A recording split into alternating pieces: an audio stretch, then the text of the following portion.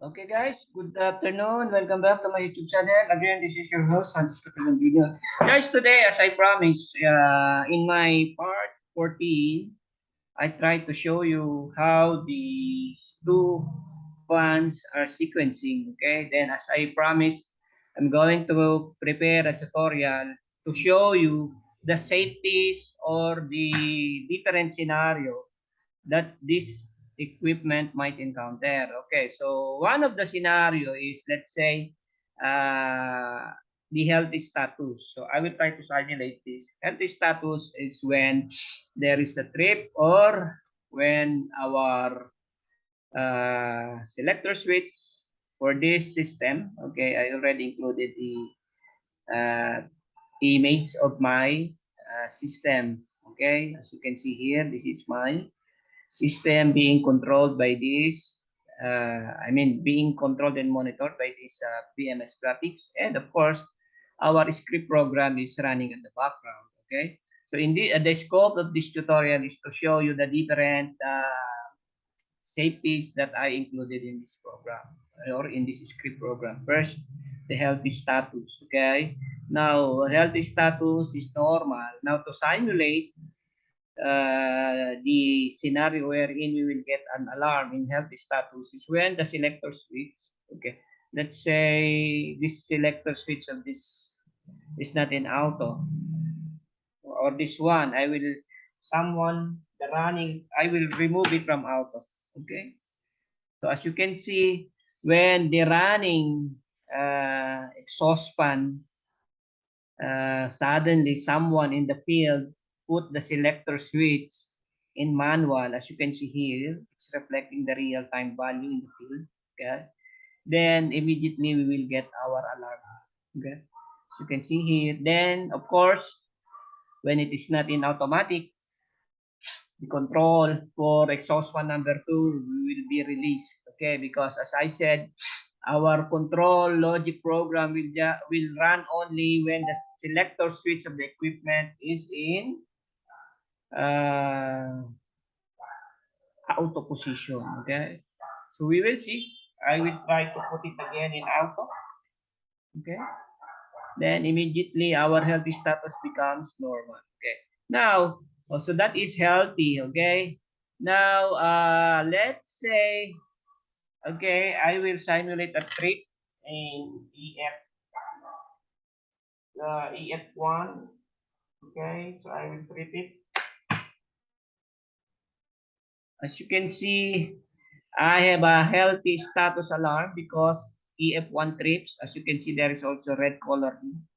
Then in our EF trip status, we have seen a trip indication there. Okay.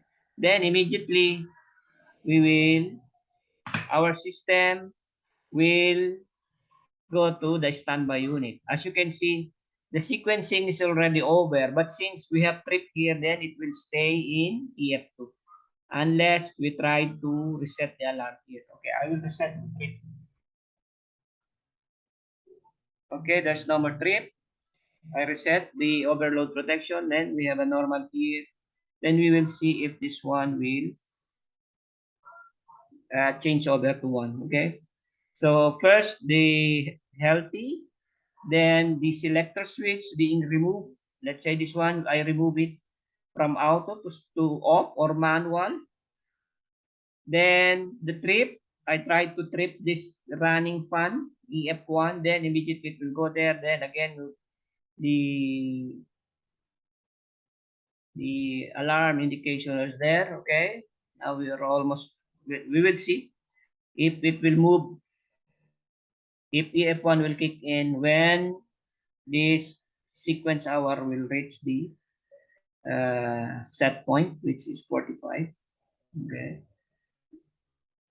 so just bear with me. Okay, so I'm just trying to show you the different scenario that our system might encounter when it is already in operation. Okay, then how our script program should respond, because when we put this in automatic, meaning it will work on its own. Okay, based on our control logic program. Okay, so as you can see, now when it reaches 45 again, it got there. Okay, Now, guys, I have here an alarm, EF2 runtime alarm. So, because my EF run hours is already 742. Now, I can remove that alarm. Okay, now you know already what's the purpose of this one. I can reset that one. So, let me reset the alarm. Okay, so let's say I already informed the people or the maintenance guy. Okay, I have a runtime alarm. So please do the necessary preventive maintenance. Okay, now it's normal. Now my run hours started to accumulate. Okay, now likewise here, I have an alarm here. So I will try to reset it also. Okay, reset. Okay. Now, as you can see, my reset is self-clearing. Once I reset it, then after some time, it will be reset back to normal. Okay. So no more alarm. Then this one also, the run hours is uh, reset to 0.1. Okay. So what else? Let's say the maintenance people call the BMS operator and it says, okay, kindly shut down twin exhaust fan ventilation fan control because we will do some checking with EF1 and EF2. So what he can do, he can come here and turn off the system. Okay, as you can see, the running exhaust fan is stuck because our operator enable is disabled. Okay, then after some time, okay, then the maintenance people call the operator. Okay, you can start it again. The system, okay, on. Okay, then what else? Let's say there is fire.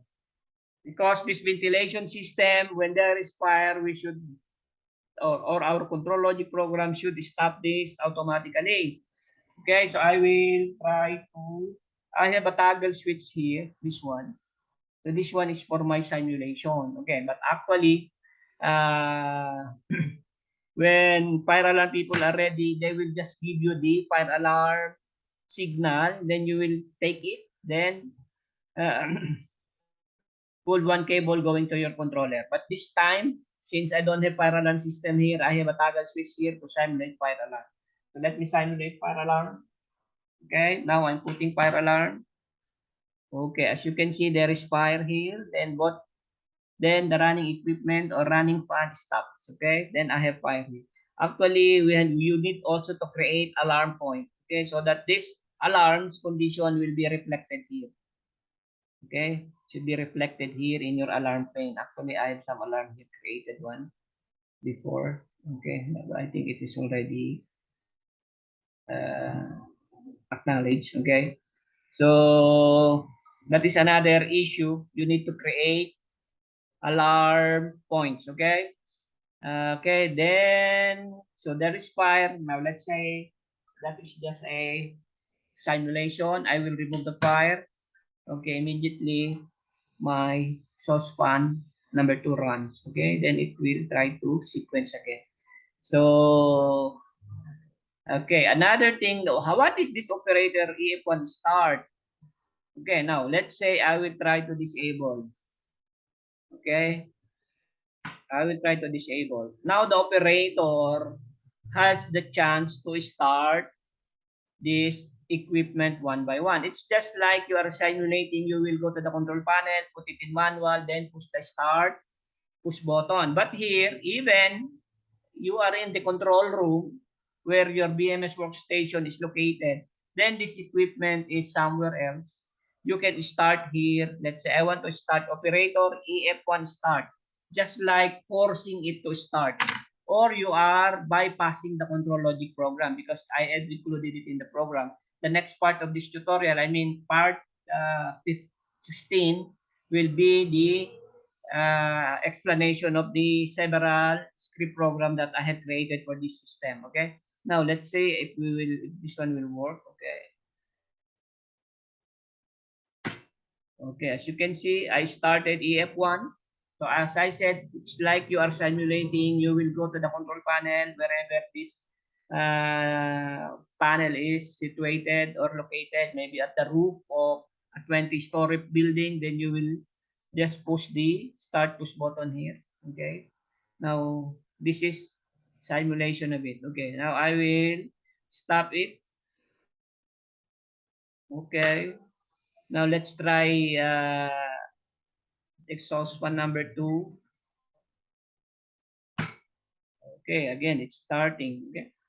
So actually, as I said, when I'm doing the BMS, I make sure I'm making my script program flexible as much as possible because I want the operator's job or work be very easy for them, okay? And also the maintenance people or the chief engineer, he can play with the system, okay? So guys, this is part 15 of my video tutorial series for BACNET controller script programming. Once again, if you are new to my channel, please help me promote my channel by subscribing. You can also click the notification bell. You can like and put your comments, and you can share also the video. Once again, thank you very much. And before I will end this tutorial, Santos Capillian Jr. will always say, God bless us all, and bye for now.